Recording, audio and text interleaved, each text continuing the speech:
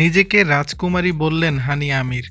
হজ পালনের পর পাকিস্তানের জনপ্রিয় অভিনেত্রী ও সোশ্যাল মিডিয়া তারকা হানিয়া আমির বর্তমানে সৌদি আরবের বিভিন্ন ঐতিহাসিক ও দর্শনীয় স্থান পরিদর্শনে ব্যস্ত সময় কাটাচ্ছেন।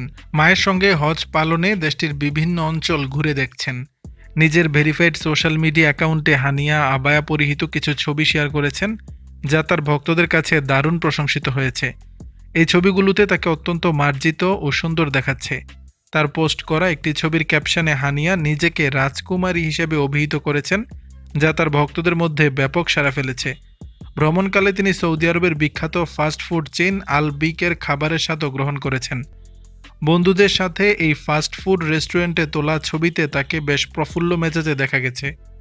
হানিয়া আমিরের ভক্তরা সোশ্যাল মিডিয়ায় তাকে হাজ্জান হানিয়া আমির নামে সম্বোধন করে তার জন্য দোয়া করছেন।